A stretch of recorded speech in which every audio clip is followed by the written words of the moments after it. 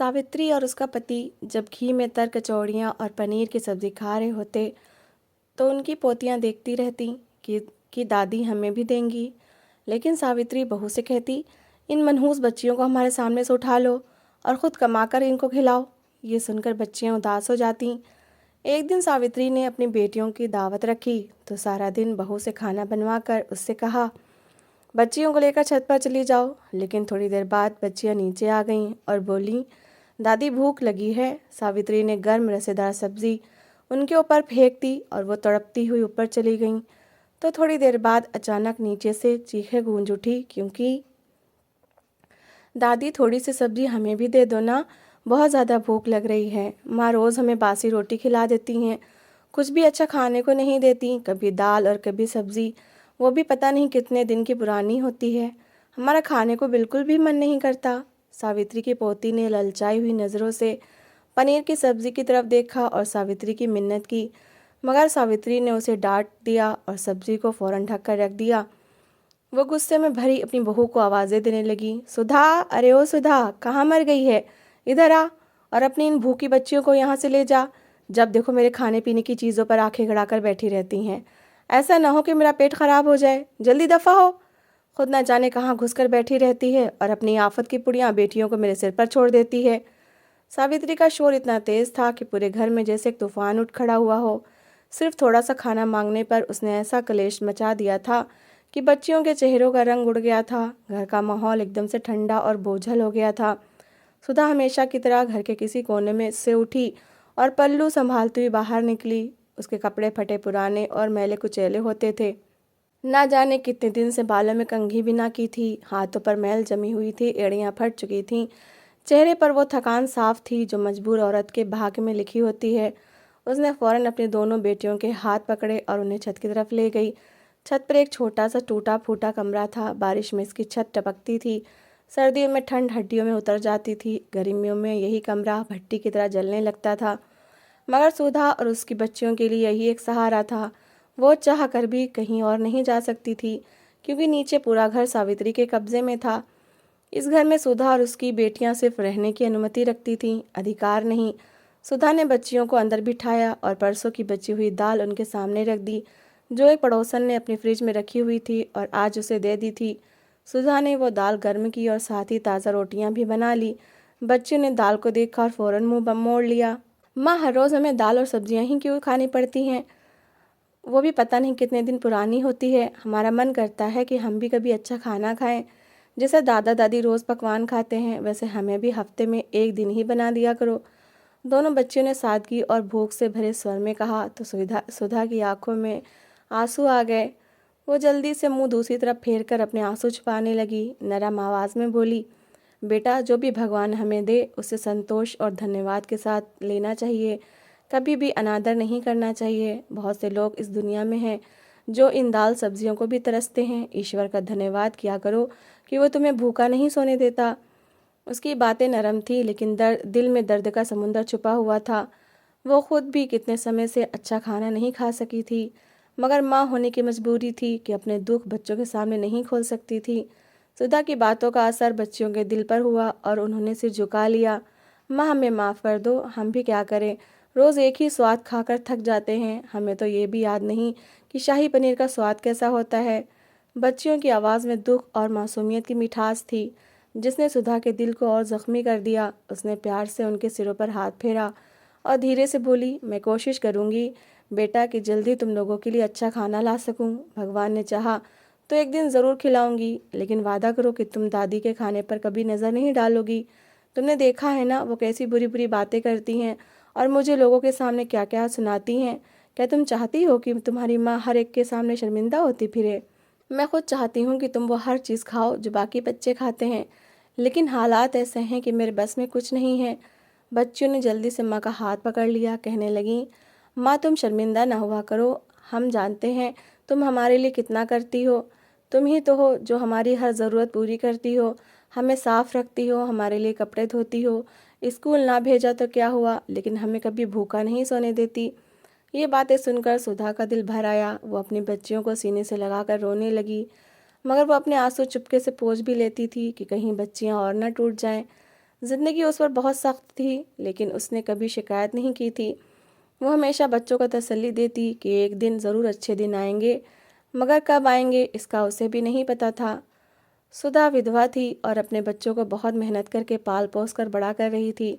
वो सारा दिन घर के काम संभालती और फिर लोगों के घरों में जाकर काम करती ताकि अपने बच्चों का पेट पाल सके। ईश्वर ने उसे बेटे नहीं दिए थे और यही बात उसकी ज़िंदगी की सबसे बड़ी परीक्षा बन गई थी। पति की मृत्यु के बाद जिम्मेदारियों का पहाड़ उसके कंधों पर आ गिरा था। हालात ने उसके दिल को बिल्कुल बदल दिया था। अब वो खुद को मजबूत भी देखती थी और टूटा हुआ भी। ससुर उसकी तरफ अजीब नज़रों से देखता रहता, कभी ताना मारता कि तुमने बेटियां पैदा की हैं, अगर बेटा होता तो शायद तुम्हारे लिए सहारा बन जाता, हम तो तुम पर अपना साया रखते। बेटियों की माँ होना इस घर में जैसे पाप बन गया था। सुधा दिल ही दिल में बहुत दुखी हो जाती थी, लेकिन सामने कभी कुछ न कहती। वो जानती थी कि धैर्य के सिवा उसके पास कोई रास्ता नहीं। वो अपने भगवान का धन्यवाद करती रहती थी कि उसने उसे इतनी शक्ति दी है कि वो खुद कमाकर अपने बच्चों को खिला सके। अगर वो मेहनत ना करती तो उसकी बच्चियां और वो खुद भूख से मर जाते।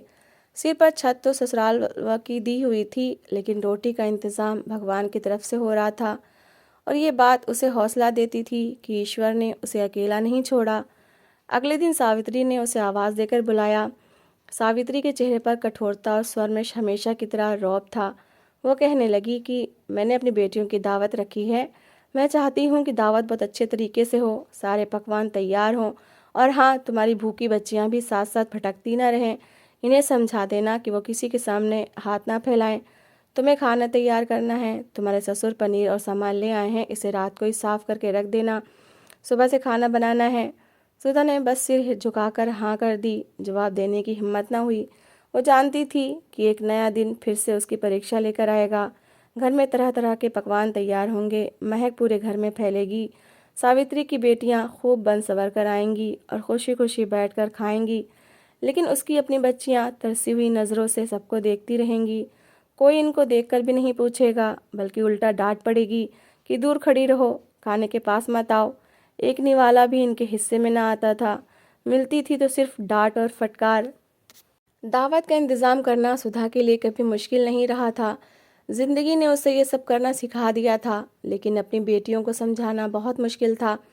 उसके दिल में एक ही चिंता लगी रही कि कल जब पकवान तैयार होंगे तो उसकी बच्चियां भी खुशबू से मचल जाएंगी। भूख उनके मासूम दिलों को हिलाकर रख देगी और खाना मांगेंगी। वो जिद करेंगी और वो इन्हें कैसे समझाएगी कि इस घर में बेटियों के हिस्से में सिर्फ त्याग आता है, खुशी नहीं।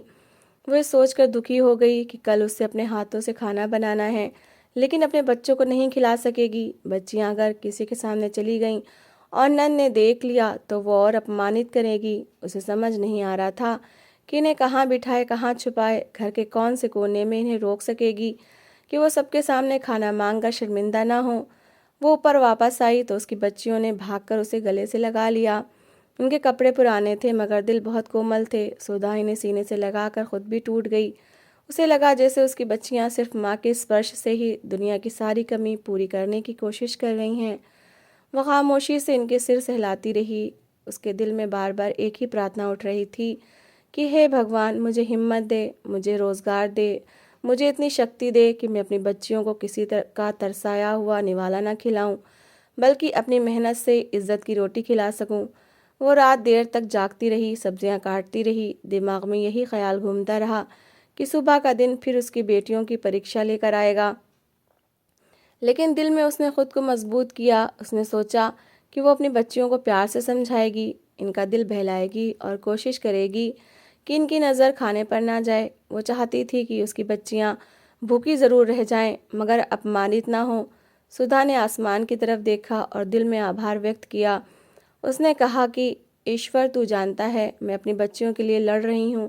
मैं कमज़ोर ज़रूर हूँ मगर टूटी नहीं। तो बस मेरे साथ रहना और मेरी बच्चियों के नसीब चमका देना। उसने दिल में मजबूत विश्वास बांध लिया कि अगर आज तकलीफ़ है तो कल आसानी भी ज़रूर होगी। सुधा ने अगले दिन सारा खाना तैयार कर लिया। घर में मसालों और घी की खुशबू हर तरफ फैली हुई थी। तरह तरह के खाने बन चुके थे, पुलाव, शाही पनीर, दम आलू, भरवा करेले, खीर, गुलाब जामुन और ना जाने क्या कुछ था जो सुधा की सास ने बनवाया था। बेटियां आ चुकी थीं और खाने की खुशबुएं सूंघते हुए बेचैनी से कह रही थीं, माँ जल्दी से खाना लगवा दो, बहुत भूख लगी है और खुशबू इतनी अच्छी आ रही है कि एक पल भी सब्र नहीं हो रहा। सावित्री कहने लगी कि हाँ, मैंने सब कुछ तुम लोगों की पसंद के मुताबिक बनवाया है, किसी एक की पसंद भी नहीं छोड़ी। इतने पकवान तैयार करवाए हैं कि तुम लोग देखकर खुश हो जाओगी। साथ ही अब उसने सुधा को खाना परोसने का कह दिया। सुधा चुपचाप रसोई की तरफ गई और बर्तनों में खाना निकाल निकाल कर डाइनिंग पर लगाने लगी। खाना लगाने के बाद वो वहीं खड़ी रही, मगर किसी ने उसको झूठे मुंह भी नहीं कहा कि तुम खाना खा लो। उसकी आंखों में आंसू भर आए थे और वह मुड़ गई। जानती थी कि जब तक ये लोग खाना ख़त्म नहीं कर लेते तब तक वो यहाँ से जा भी नहीं सकती।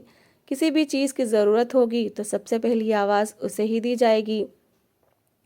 सब लोग आराम और मज़े के साथ खाना खा रहे थे, साथ ही साथ ख़ानदान भर की निंदा चुगली भी कर रहे थे।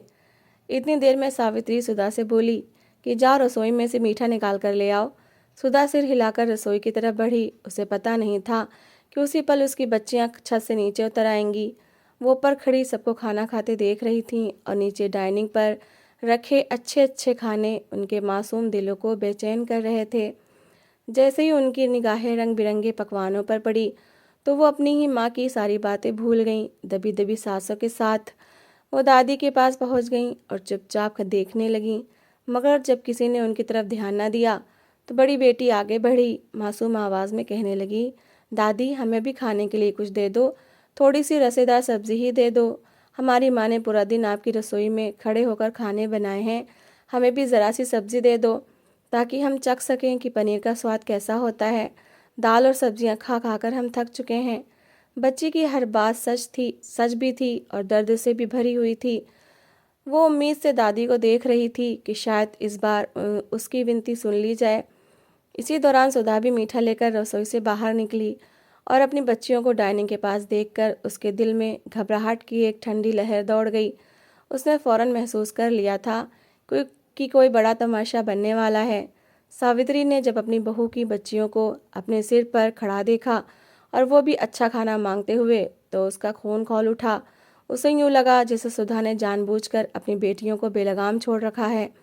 वो तपते हुए स्वर में बोली कि तुम अपनी इन दोनों कौड़ी की बच्चियों को सुधा तुम इन अपनी इन दो कौड़ों की बच्चियों को भी काबू नहीं में नहीं रख सकती। सुधा जल्दी से आगे बढ़ी और दोनों बच्चियों के हाथ पकड़ लिए, लेकिन सावित्री को जैसे मौका मिल गया था। वो कठोर स्वर में बोली कि अपनी दोनों बच्चियों को फौरन छत पर ले जाओ, इन्हें यहाँ आने की अनुमति नहीं। हमें जो चाहिए होगा हम खुद रसोई से ले आएंगे। ये कैसी फटी फटी आंखों से हमारे खाने को देख रही हैं, नज़र लगा देंगी और कल को पेट में दर्द होगा। इन बच्चियों को थोड़ी बहुत तमीज़ भी सिखा दो, कल को शादी करके ससुराल भेज दोगी और यही हरकतें करेंगी तो तुम्हारी नाक कट जाएगी। दफा हो जाओ यहाँ से। सावित्री के कड़वे वचनों ने सुधा को अंदर तक कपा दिया था, मगर उसने चुप रहना ही बेहतर समझा। वो जले दिल के साथ अपनी बच्चियों को लेकर छत की तरफ चढ़ गई। बच्चियां चुप थीं, मगर उनके चेहरों पर गहरी मायूसी थी। सुधा ने उन्हें समझाने की कोशिश की, लेकिन उनके दिलों में पके हुए खानों की खुशबू हलचल मचा रही थी। कुछ ही देर बाद जब सुधा नीचे वापस आई तो उसे अंदाज़ा भी न था कि तीनों बच्चियां दोबारा छत से नीचे दौड़ आई हैं। एक ने जैसे ही कदम रखा, बाकी दोनों भी पीछे पीछे चल पड़ी। वो फिर से दादी के सामने जाकर खड़ी हुई। इस बार उनके चेहरों पर खामोशी की बजाय आंसू थे। बड़ी बच्ची ने रोते हुए हाथ फैला दिए और बोली कि दादी हमें थोड़ी सी सब्जी दे दो, हम बहुत भूखे हैं। हमने इतना अच्छा खाना कभी नहीं देखा। खानों की खुशबू ने उसकी सारी हिम्मत तोड़ दी थी। माँ की सारी नसीहतें कहीं पीछे रह गई थीं। सावित्री ने बच्चियों को दोबारा सामने देखकर गुस्से से कुर्सी पर हाथ मारा और आंखों में ऐसी कठोरता आ गई कि माहौल सहम गया। उस पल जो कुछ हुआ उसने सुधा की दुनिया उलट कर रख दी। उसकी बच्चियां सिर्फ भूखी नहीं थीं, बल्कि उनकी मासूमियत भी कुचली जा रही थी और सुधा बेबसी में सिर्फ देख सकती थी। सावित्री ने जब बच्चियों को एक बार फिर अपने सामने खड़ा देखा तो उसके अंदर जलती हुई नफरत ने जैसे भड़क कर ज्वाला का रूप ले लिया। वो गुस्से में कांपने लगी। उसकी आंखों में ऐसी क्रूरता आ गई थी कि मासूम बच्चियां सहम कर पीछे हट गईं। सावित्री ने एक पल भी बर्बाद न किया। उसने डाइनिंग के बीच रखा हुआ गर्म सब्जी का कटोरा उठाया। खौलती हुई सब्जी से भाप उठ रही थी। सुधा की बच्चियां अपने छोटे कदम पीछे करने लगीं, मगर तब तक देर हो चुकी थी। सावित्री ने सारा कटोरा आग बबूला होकर इन बच्चियों पर दे मारा। सब्जी की तेज़ लपट ने उनके चेहरों और हाथों को जलाकर लाल कर दिया। दोनों बच्चियों के मुंह से एक साथ ऐसी दर्दनाक चीख निकली कि पूरा घर थर्रा उठा। छोटी बच्ची तो दर्द के मारे वहीं ज़मीन पर बैठ गई। बड़ी बच्ची ने दोनों हाथों से अपना चेहरा पकड़ लिया।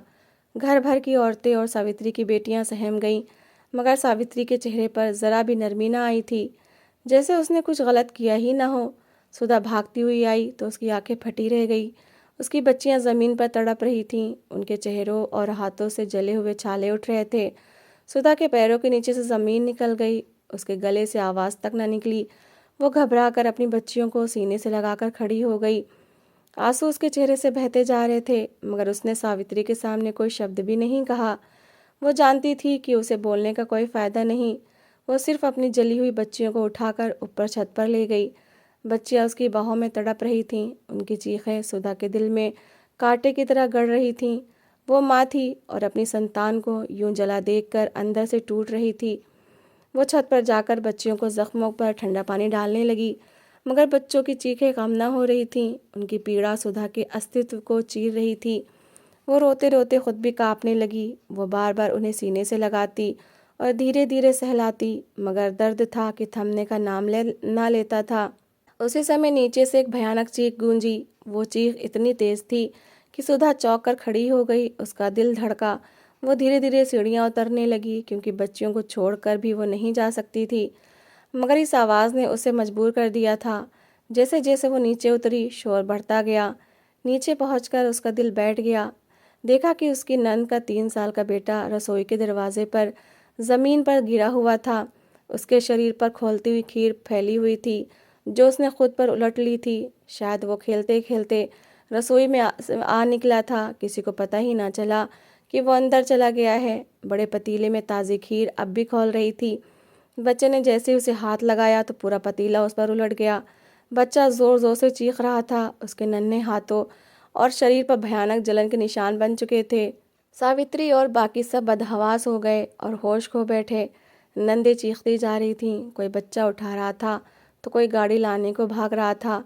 सुधा के कदम जैसे ज़मीन में धंस गए थे। उसने पहली बार देखा कि नियति ने कैसा पलटकर वार किया था। वहीं खड़ी वो थर-थर काँपने लगी, मगर फिर दौड़ी और बच्चे को उठाकर दरवाजे की तरफ भागने वाली औरतों के साथ बाहर निकल गई। उसे देखकर सब हैरान रह गए कि इतने जुल्म के बाद भी यही औरत सबसे आगे थी। उसे अस्पताल ले जाकर डॉक्टर के हवाले किया, मगर जलने की गंभीरता इतनी थी कि वो बच्चा आधे घंटे बाद ही जिंदगी की सांसें छोड़ गया। अस्पताल का गलियारा औरतों की चीखों से गूंज उठा। सावित्री ज़मीन पर बैठ गई। उसका चेहरा पीला पड़ गया था। वो बार बार रोते हुए कह रही थी कि ये सब मेरे पापों की सज़ा है, ये सब मेरे हाथों का किया है। उसकी आवाज़ टूट टूट कर निकल रही थी। सुधा चुप खड़ी थी, आंखें नम थीं, मगर उसमें कोई श्राप न था। उसकी चुप्पी ने सावित्री और नंदों के दिल में ऐसी आग लगा दी जिसकी तपिश वो सारी उम्र नहीं भुला सकेगी। नंदे सुधा के चरणों में बैठ गईं। उनके चेहरों पर शर्मिंदगी थी। वो रो रो कर कह रही थी कि हमने बहुत बुरा किया। हमने तुम्हारी बच्चियों को जलाकर कितना बड़ा पाप किया है, और आज ईश्वर ने हमें फ़ौरन ही सज़ा दिखा दी है। हम तुमसे माफ़ी मांगते हैं। हम सारी उम्र तुम्हारी बच्चियों का ख्याल रखेंगे। सावित्री की हिचकियाँ बंधी हुई थीं और वो भी सुधा के पैरों में गिरकर रोने लगी। उसे एहसास हो चुका था कि अत्याचार किसी पर करो तो पलटकर अवश्य आता है, और उसका दुख इतना बड़ा था कि वो ज़िंदगी भर इस बोझ से मुक्त ना हो सकेगी। तो दोस्तों, इस कहानी को लेकर आपकी क्या राय है, कमेंट बॉक्स में ज़रूर बताएं।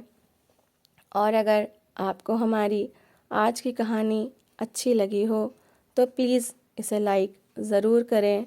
अगर आपने अभी तक हमारे चैनल को सब्सक्राइब नहीं किया तो ज़रूर कर लीजिए। तो मिलते हैं ऐसी एक और मोटिवेशनल कहानी के साथ। Thanks for watching.